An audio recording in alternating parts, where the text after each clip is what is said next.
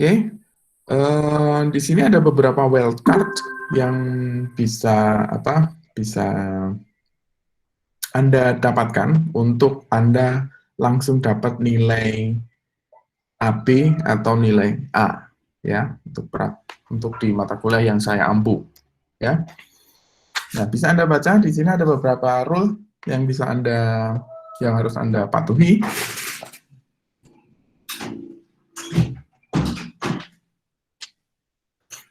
Nah, jika Anda memiliki sertifikasi internasional ya yang berkorelasi dengan security topics. Nah,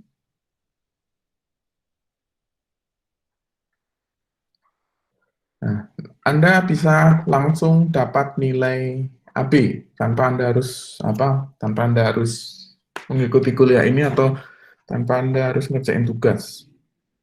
Nggak perlu ngerjain tugas, tugas besar, Anda akan dapat langsung nilai AB jika Anda punya sertifikasi di bidang keamanan. Nah, nilai AB ini Anda bisa dapatkan dengan Anda memiliki Certified CSCU, Certified Secure Computer User, atau kalau Anda mau langsung dapat nilai A, Anda bisa langsung mengikuti pelatihan dan ikut exam untuk salah satu dari beberapa sertifikasi ini. Ada CEH, ada CHFI, ada CISA, ada GISP, dan OSCP. Nah, terus juga Anda bisa langsung dapat nilai AB ketika Anda lolos ke final Gemastik 2020 yang di bidang cyber security. Ya. Ada yang ikut Gemastik nggak? Lomba Gemastik di kelas ini?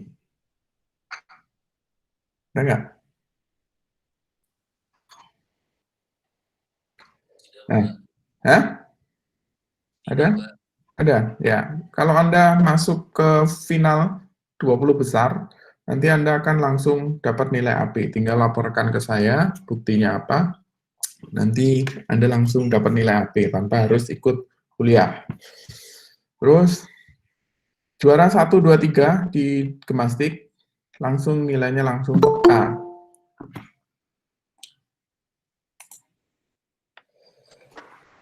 Nah, resensi nanti diambil dari quiz atau activity Anda di LMS, dan final project nanti ada di setiap CLO. Nanti akan ada ujian tengah semester dan ujian akhir semester. Dan nanti bisa Anda akses di CLO. Di LMS. Ya. Oke, sebelumnya ada yang punya sertifikasi CSCU nggak di kelas ini? Kemarin ada yang ikut training nggak?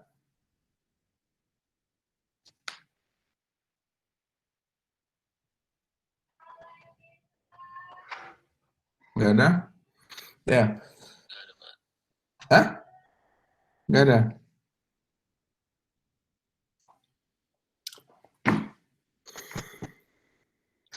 Ya, kebetulan di fakultas ada training center yang menyediakan training dan sertifikasi untuk CSCU. Silahkan nanti kalian ikut kalau mau dapat langsung nilai AB ya. Dapat langsung nilai AB, nanti Anda tinggal ikut training CSCU di fakultas, ada IG-nya, nanti Anda bisa cari Computing Certification Center. Itu biaya trainingnya tuh relatif sangat murah ya, hanya 500.000, nanti silahkan Anda daftar dan langsung ikut exam kalau Anda mau dapat nilai AB. Ya. Kalau enggak juga nggak apa-apa, berarti nanti Anda harus ikut kuliah ini sampai Desember atau sampai Januari nanti. Oke. Oke, langsung aja kita masuk ke materi. Komputer dalam dunia cyber security yang paling banyak bersinggungan dengan sisi keamanan adalah level device-nya, ya. Nah, device itu bisa bisa HP, bisa tablet Anda, bisa laptop Anda, atau apapun yang saling bertukar informasi. Nah, di sini komputer atau end device bisa kita sebut sebagai apa? Sebuah perangkat yang diprogram untuk menjalankan suatu algoritma atau logical operation yang nanti akan memberikan output kepada penggunanya. Ya. Contohnya ada banyak sekali komputer di sini. Ada desktop, laptop, mobile phone, printer, server, router, gaming console, dan perangkat industrial controller lainnya. Nah, atau device atau komputer ini bisa kita sebut sebagai perangkat elektronik yang digunakan untuk menyimpan dan memproses data atau informasi.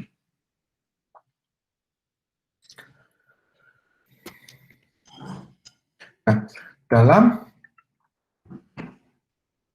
poin keamanan cyber, cyber security. Nah, aset utama dari sebuah organisasi, kalau kita melihat dari sudut pandang cyber security, aset utamanya adalah ini, ya. Aset utama adalah data atau informasi. Nah, istilahnya bukan bangunan, bukan uang, terus bukan kendaraan. Nah, kalau kita melihatnya dari sudut pandang cyber security, aset utama yang dimiliki oleh sebuah organisasi adalah data dan informasi. Nah, tujuan dari adanya cyber security di sini adalah sebenarnya mudah, ya. Sebenarnya mudah. Kita harus mematuhi prinsip confidentiality, integrity, dan availability. Ini aja. Bagaimana cara kita menjaga agar data kita tetap bersifat rahasia, hanya diakses oleh orang yang berhak, confidentiality.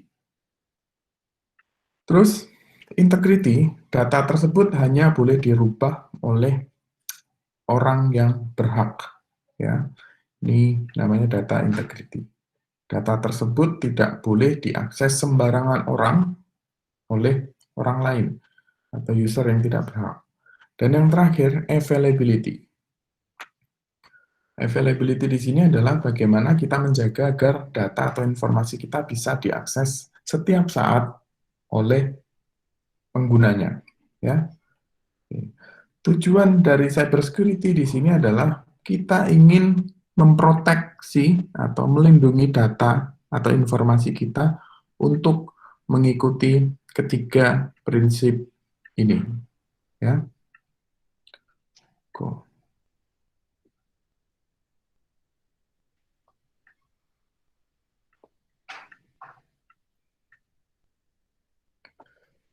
Oke.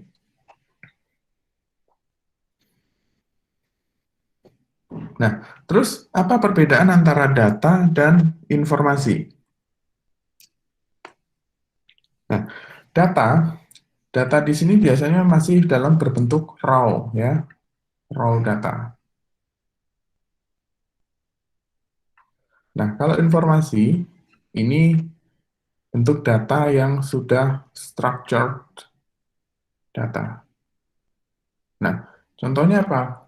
Contohnya ketika Anda login ke platform e-commerce atau Anda belanja online, nah, Anda melihat informasi atau data saldo rekening Shopee Anda. Ya, misalkan ada Rp125.000 di dalam rekening Shopee Anda. Nah, 125.000 itu termasuk data atau informasi. Nah, Rp150.000 yang ada di dalam rekening Shopee Anda itu adalah termasuk sebagai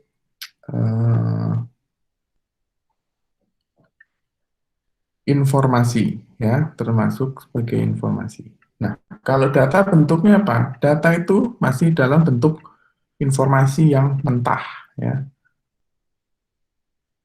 mentah. Biasanya bentuknya adalah biner, ya. Data itu bentuknya masih dalam format biner yang lalu lalang di network.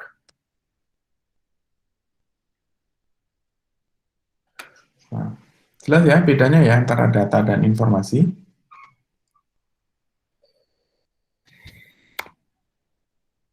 Nah, ini adalah apa?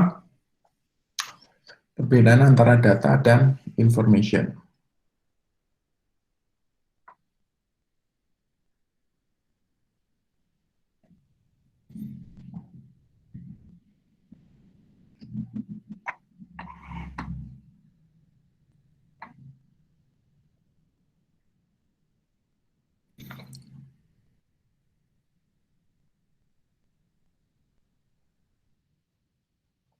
Nah, kenapa kita perlu menjalankan mekanisme pengamanan terhadap aset kita, yaitu data dan informasi? Why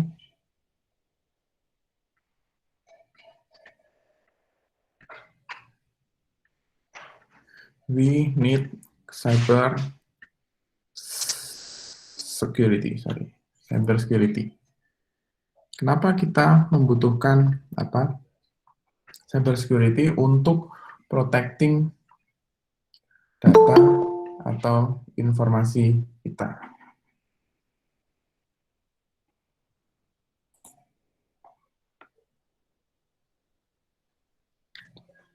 Oke, ada yang mau jawab?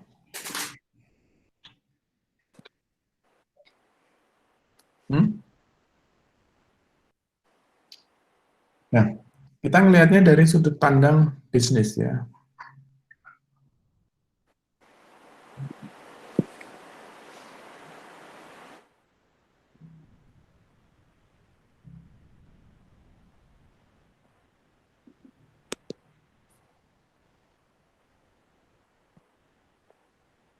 Nah, ada salah satu contoh yang baru-baru ini terjadi, ya, di mana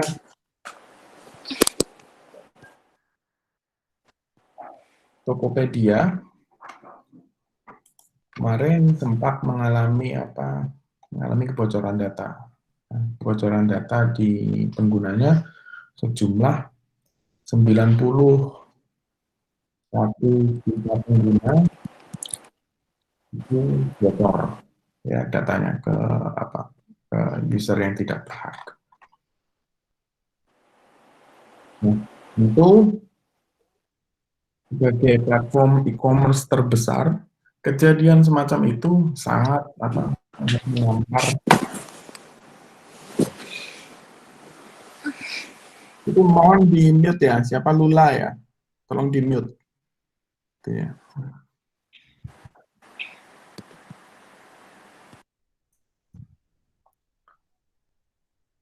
Nah, kejadian data bocor tersebut sangat mengganggu kinerja dari perusahaan Tokopedia tersebut. Nah, image perusahaan itu sangat bergantung dengan dengan tingkat keamanan dari aplikasi yang mereka provide ke user. Nah, kalau misalkan aplikasi tersebut atau perusahaan tersebut tidak bisa menjamin keamanan data pengguna oleh perusahaannya, maka bisa dipastikan bahwa image perusahaan tersebut akan turun di mata penggunanya, ya. Dan itu nanti akan berakibat efeknya terhadap terhadap proses bisnis yang ada di perusahaan tersebut. Yang jelas nanti pasti omsetnya akan turun drastis ketika terjadi serangan cyber yang tidak bisa ditangani oleh Tokopedia. Nah, maka sekarang paradigmanya itu bergeser, ya. Ketika perusahaan tersebut tidak mampu untuk melindungi data yang ada di dalam perusahaannya, bisa dipastikan bahwa customer itu dia tidak akan mau menggunakan layanan tersebut. ya.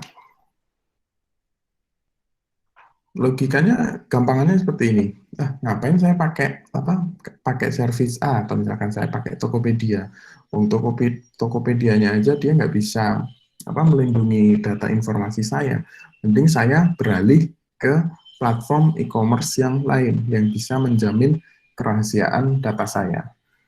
Tentu Anda tidak inginkan data pribadi Anda kayak KTP, terus alamat rumah, atau nomor handphone atau apapun, email Anda bisa diketahui oleh orang lain yang tidak berhak. Dan itu nanti akan sangat berbahaya, terutama kalau misalkan nanti ada seseorang yang bisa mendapatkan soft copy dari foto KTP Anda. Itu bisa sangat berbahaya sekali. Nanti foto KTP Anda itu bisa dipakai untuk pinjaman online. Nah, itu kan nggak mungkin kan. Ya, agak kurang serak kalau kita melihat dari sisi tersebut, ya. Nah, terus di sini information technology. Information technology atau teknologi informasi itu adalah sebuah proses yang melibatkan proses development dan user computer dan network untuk tujuan processing dan distribusi data dan informasi, ya.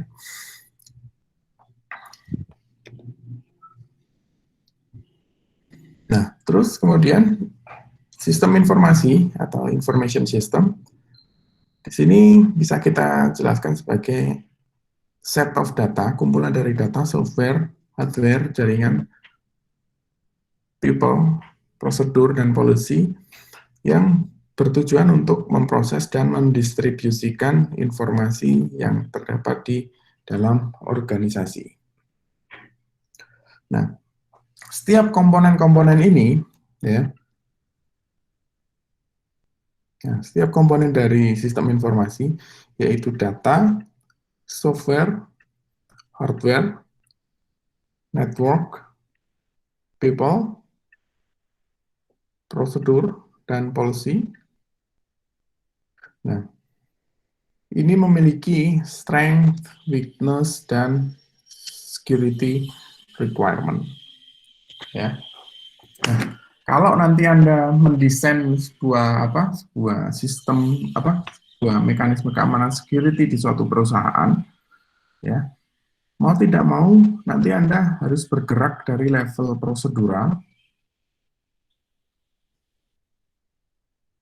prosedur dan policy sampai turun ke level data.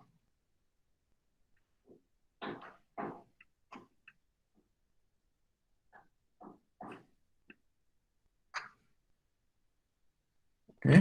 Nah, di sini nanti akan ada layering-nya ada network. Terus di sini ada device. Terus ada host. Sampai yang terakhir itu di level data.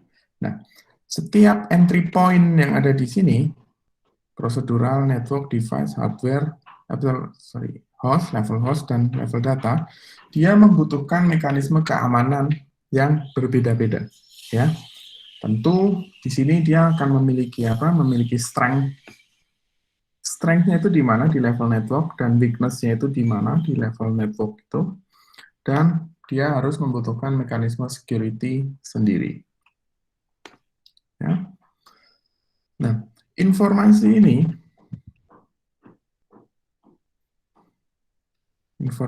disimpan di dalam komputer, dimanipulasi oleh software, ditransmisikan dengan network jaringan, digunakan atau dimanfaatkan oleh user, dan dikontrol oleh prosedur. Ya. Nah, nanti ketika Anda mendesain keamanan di level organisasi. Nah, ke 5 poin ini harus Anda perhatikan, ya. Ini harus masuk dalam semua scope Anda. Apalagi nanti kalau misalkan Anda menjadi seorang ISO 27000 auditor. Nah, kelima poin ini harus Anda pegang.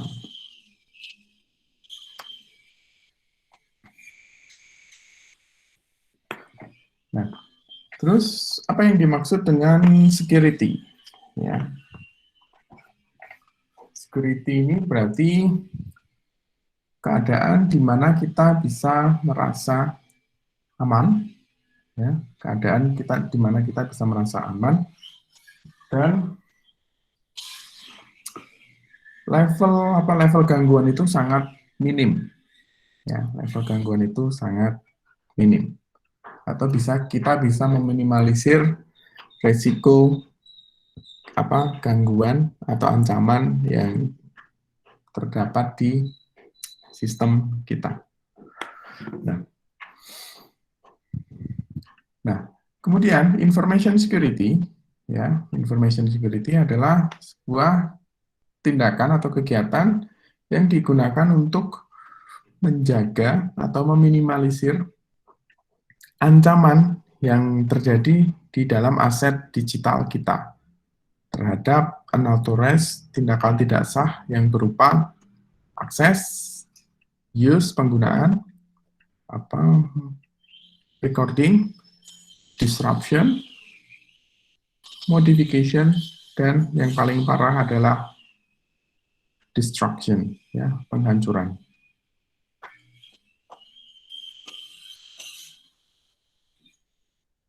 Oke, sampai sini ada pertanyaan nggak?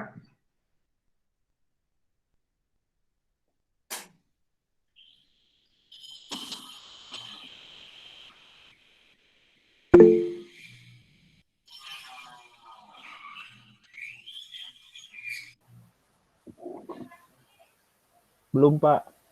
Belum.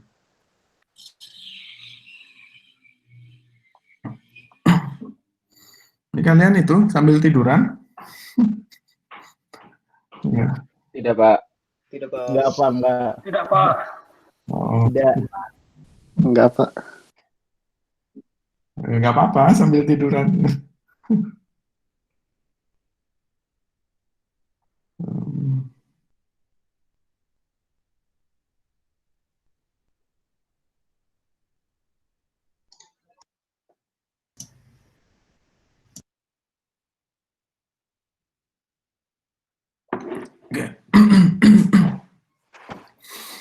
Oke, ini teman-teman di sini ada yang punya itu nggak, sertifikasi CSCU nggak?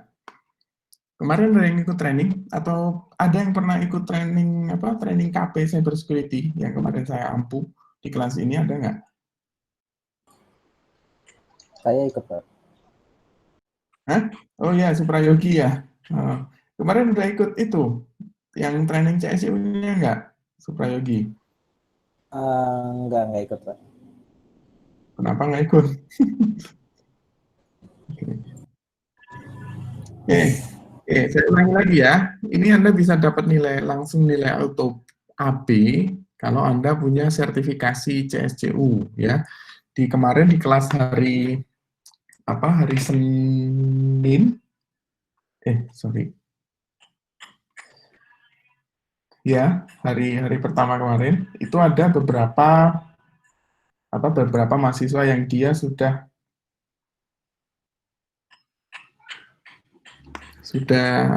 ikut training dan langsung saya kasih nilai auto AB, ya, untuk mata kuliah ini. Jadi dengan mahasiswa yang jumlahnya kalau saya lihat di absensi itu 90 anak, itu akan sangat berat bagi saya kalau untuk ngoreksi tugas satu persatu. Makanya saya memberikan kemudahan untuk Anda. Kalau misalkan Anda punya sertifikasi internasional yang di bidang cyber security, minimal CSCU aja, itu saya anggap Anda sudah kompeten di dalam mata kuliah ini, ya, tanpa Anda harus ikut kuliah setiap harinya, setiap minggunya, ya. Oke, nanti silakan bagi yang tertarik silakan Anda daftar ya. Nah, terus kita lanjutkan. Apa perbedaan antara computer security dan information security? Ya.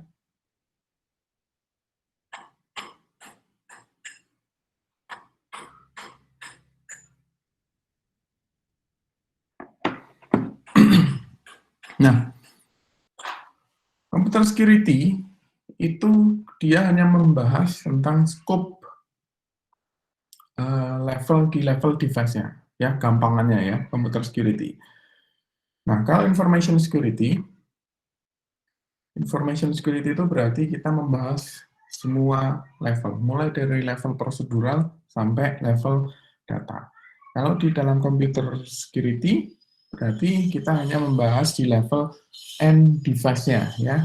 Kalau information security berarti scope-nya dia lebih global ya. Kalau kita lihat di sini, nah, kalau kita lihat di sini, nah, computer security merupakan subset dari information security ya.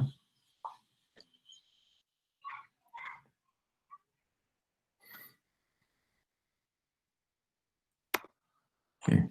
Nah, terus siapa yang harus bertanggung jawab terhadap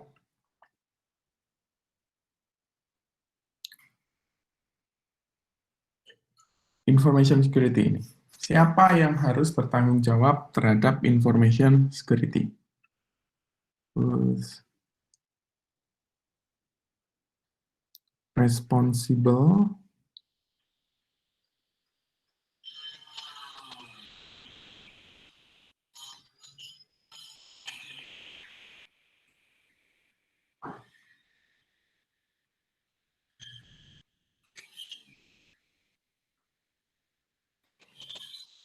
Oke, ada yang mau menjawab?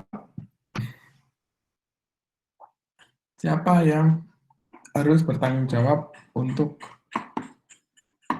menjaga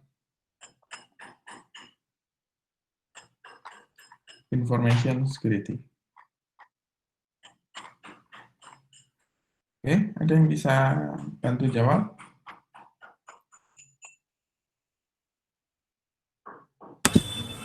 Network engineer bukan?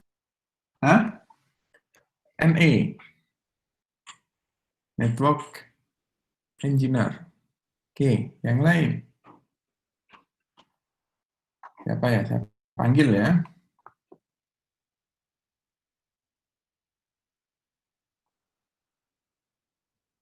Oke, Gary Nugroho. Cyber Security Engineer, Pratama Yoga.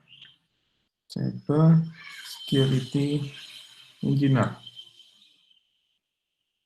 Oke, ada yang lain?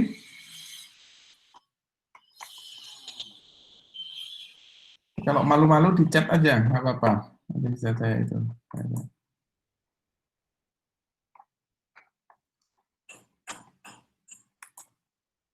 Oke. Oke. Siapa yang bertanggung jawab terhadap information security? Network engineer, cyber security engineer,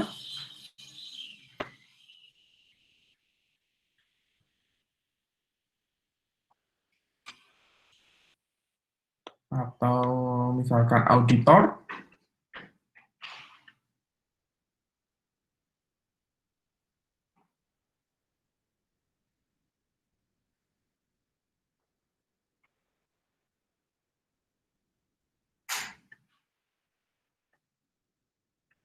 atau ada yang lain? Halo? Ini pada tidur?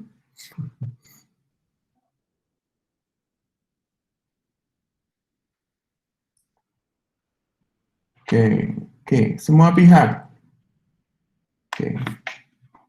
Oke. Siapa ini? Aulia, Ikvanda, sama Yafi. Kenapa semua pihak? Aulia atau Yafi? Bisa itu bisa mic-nya bisa di on di apa? Halo Pak. Ya, wow. Ya, kalau menurut saya itu semua pihak Pak, karena ya misalkan dari sisi klien itu kan juga punya data ya. Data itu kan sesuatu hal kayak hal yang penting banget itu. Dan itu memang harus dijaga pada sisi klien. Dan sedangkan kalau misalkan kayak bagian engineer dan lain-lain itu pakai apa ya? Kalau istilahnya itu kayak fasilitatornya gitu Pak. Menurut saya. Oke, Jadi semua pihak itu ya wajib untuk menjaga informasinya. oke. Terima kasih Pak. Ya, makasih, Yavi. Nah, siapa yang bertanggung jawab terhadap information security di sini? Nah, yang bertanggung jawab terhadap information security adalah semua pihak, ya, all. Ya, all di sini meliputi dari engineer-nya, terus meliputi cyber security engineer, meliputi auditor, dan yang terakhir adalah dari sisi user.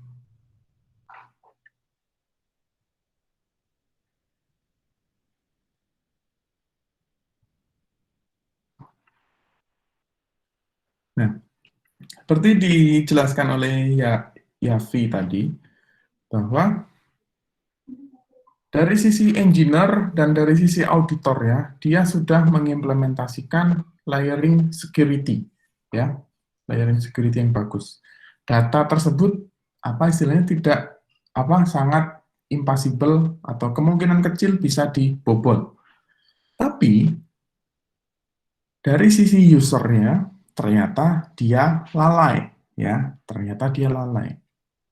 Nah, bagi contoh seperti ini, ya, ketika Anda mengakses Grasias, ya, mungkin di Siswo, engineer Siswo itu dia sudah menerapkan praktik security coding untuk di level programmernya.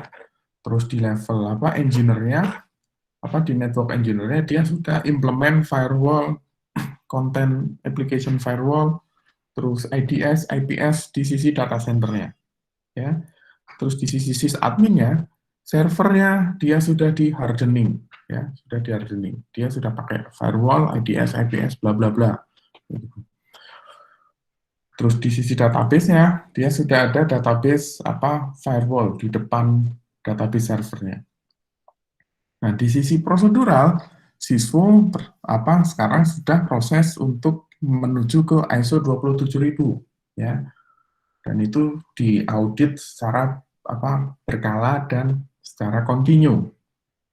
Nah, oke, kita anggap let's say di Siswo itu sistemnya Siswo itu sudah sudah well prepared, ya.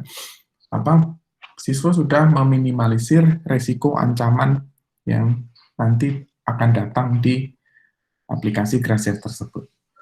Nah, namun dari sisi user, si usernya itu lalai, ternyata dia lalai, ya. Nah, contohnya seperti ini. Password, ya, dari yang paling mudah, ya, dari sisi password. Nah, password itu si user dia menggunakan password yang mudah ditebak, ya, misalkan 123456789 atau QWERTY atau password yang lainnya misalkan nama tanggal lahir, ya, tanggal lahir itu adalah password yang sangat mudah ditebak, ya. Kita melakukan social engineering, nanti juga kita bisa dapatkan beberapa karakteristik yang mungkin bisa kita coba untuk masuk ke dalam password tersebut. Nah, ternyata si user tersebut dia lalai. Passwordnya dia masih menggunakan standar password yang biasa, yang mudah atau sangat mudah ditebak. Nah, ternyata passwordnya itu 12345678910. Nah, terus kemudian ada orang lain. Nah, misalkan saya bertindak sebagai attacker, ya, attacker. Nah, saya sudah social engineering dengan target saya, Dan kemudian saya cobain password 1, 2, 3, 4, 5, 6, 7, 8, 9. Ternyata saya sebagai attacker tuh bisa masuk ke akun Gracias-nya si target tersebut.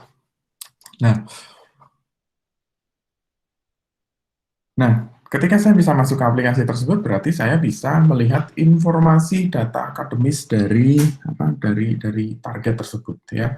Kemudian saya bocorkan ke internet. Ternyata si ini tuh IPK-nya segini, alamatnya di sini. Terus semester ini dia ngulang berapa kali, kayak gitu. Dan itu hal tersebut disebabkan karena dari kelalaian di sisi usernya, ya. Padahal dari sisi audit, dari sisi engineering-nya, dari sisi proseduralnya sudah mengikuti SOP. Tapi dari sisi usernya dia lalai. Oke. Nah, makanya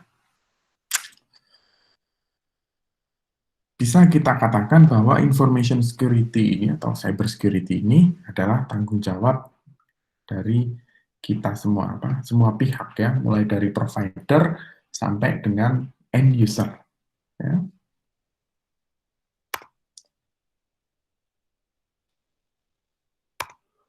Nah, oke.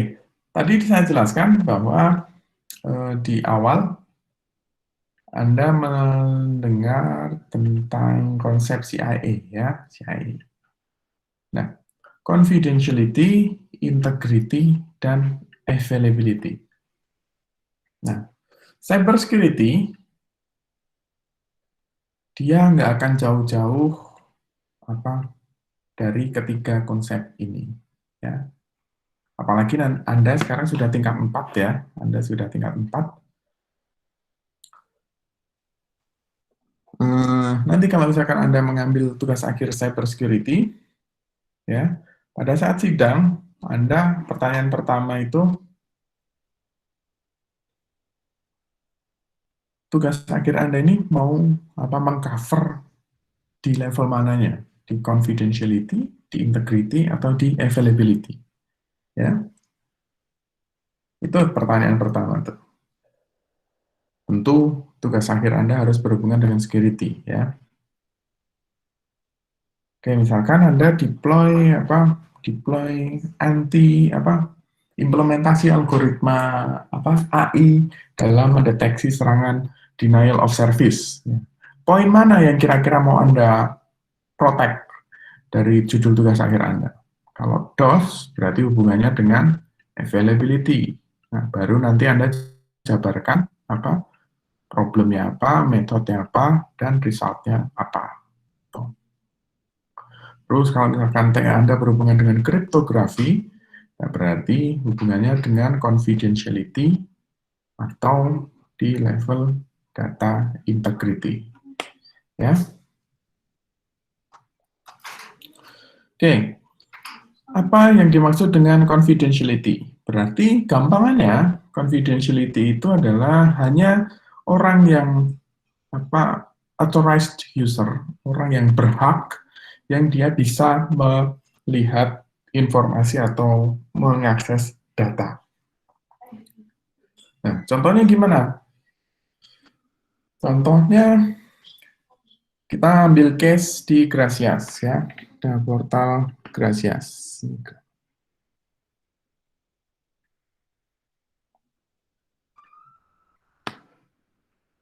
Nah, di sini ada user.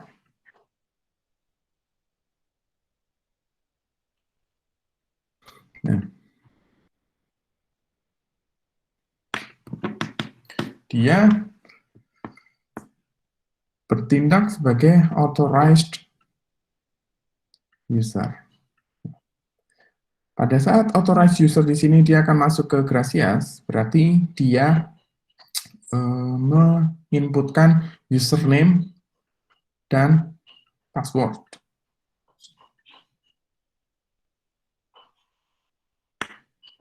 Username dan password. Nah, tentu kita tidak mau ada unauthorized user. Nah, ini apa? Saya gambar sebagai attacker ya. Tentu kita tidak ingin agar attacker ini bisa masuk ke Gracias dengan menggunakan data username dan password yang dimiliki oleh authorized user. Ya. Nah, dia tidak boleh menggunakan atau tidak boleh tahu apa attacker ini dia tidak boleh tahu username dan password dari unauthorized user.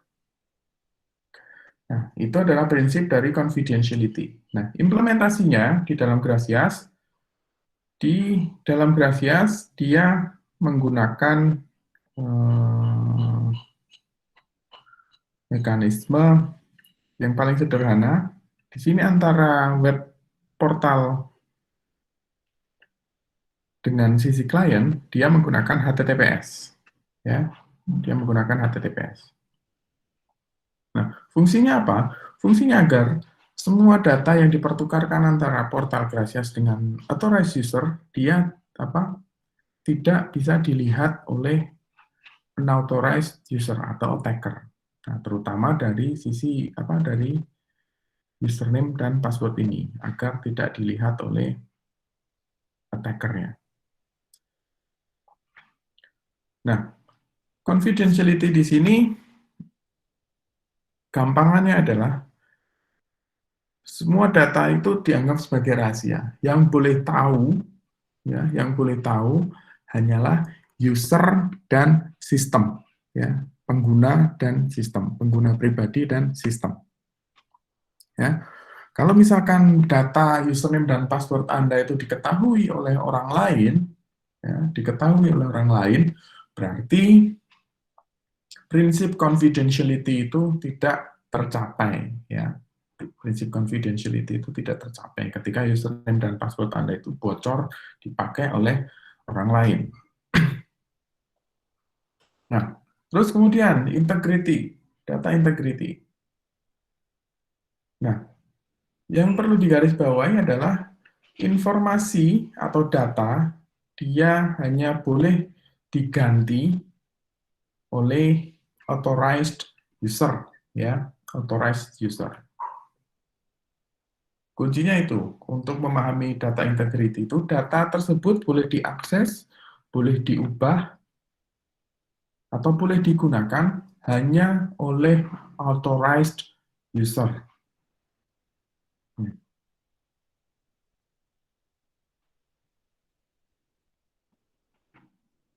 Ini ya.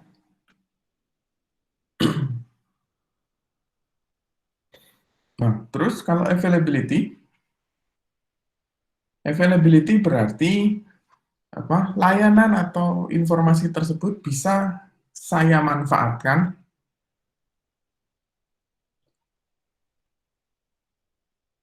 pada saat saya membutuhkan, setiap saat, ya. Availability berarti setiap saat saya bisa memanfaatkan atau menggunakan layanan atau aplikasi untuk mendapatkan informasi. Kuncinya adalah di sini katanya adalah keywordnya availability every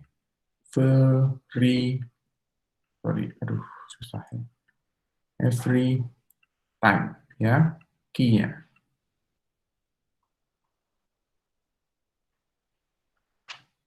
Mau pada saat itu masa-masa registrasi atau masa kuliah biasa, ketika Anda mau masuk ke Gracias, Anda langsung bisa masuk tanpa harus menunggu jeda loading yang terlalu lama.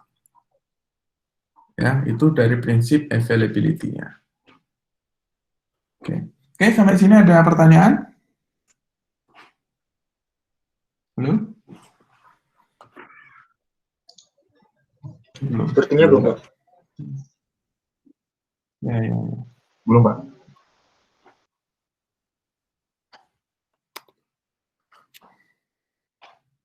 Nah, ini contoh yang saya jelaskan tadi.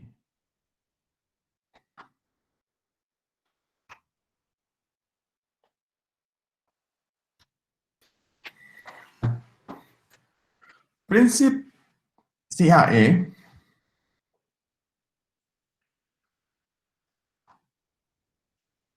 dia perlu ditambahkan layer tambahan untuk memperkuat confidentiality, availability, dan integrity. Ya. Nah, di dalam CIA Triangle di sini ada beberapa beberapa pakar yang dia mengusulkan untuk menambahkan dua buah layer security lagi, yaitu authentication dan accountability, ya. Accountability. Nah, gampangannya adalah autentikasi berarti kita login ke username dan password. Nah, authentication di sini berhubungan dengan confidentiality dan berhubungan dengan data integrity. Dia bertujuan untuk memperkuat di level confidentiality dan di level integrity-nya untuk data authentication-nya.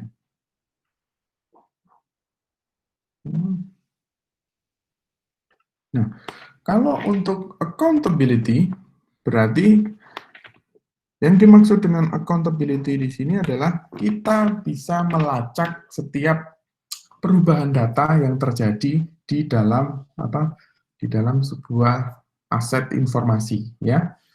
Itu yang dinamakan sebagai accountability atau akuntabilitas. Jadi setiap saat kita bisa mengetrack perubahan data apa saja yang terjadi di dalam data tersebut. Siapa yang mengakses, siapa yang membuat, siapa yang menggunakan, kapan terakhir digunakan, itu bisa di-tracking. Nah, accountability di sini, dia akan berhubungan dengan data integrity. Ya. Oke ya, paham ya? Authentication dan accountability.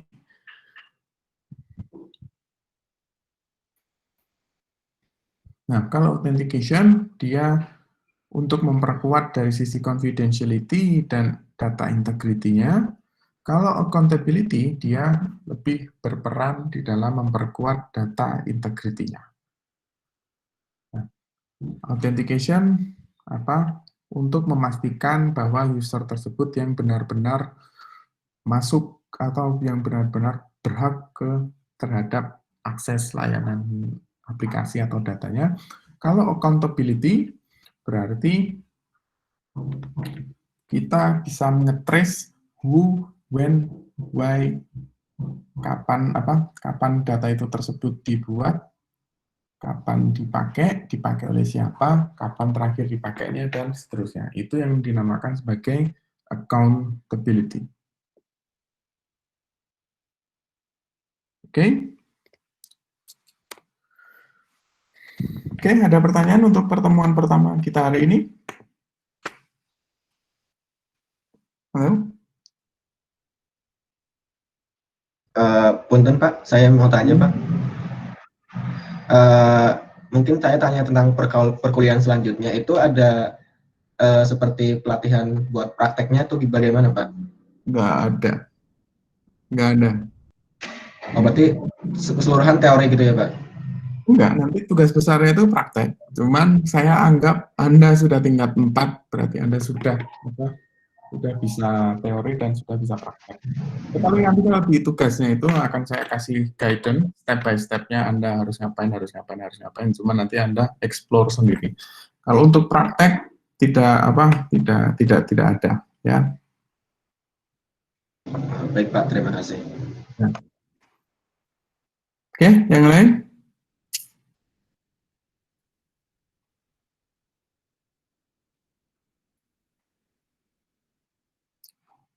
Oke, kalau nggak ada pertanyaan, perkuliahan di pertemuan pertama kita di cybersecurity dicukupkan. Ya? Saya ingin bertanya, kalau slide-nya itu berbeda dengan yang di LMS apa ya? Kalau yang Bapak Nanti sebenarnya sama aja sih pokok bahasanya. Cuman ini saya pakai slide saya sendiri. Nanti saya upload semua kok di LMS ya. Tungguin aja, don't worry. Oh ya Pak. Ya. Terima kasih Pak. Yuk. Maaf. Oke, ada pertanyaan lain?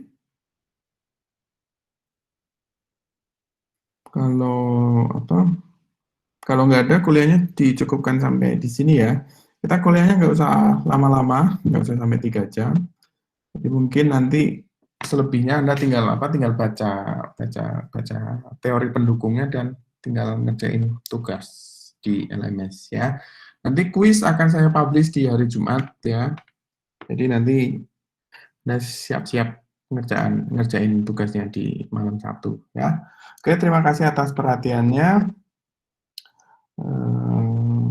Sehat selalu buat teman-teman semua dan Assalamualaikum warahmatullahi wabarakatuh.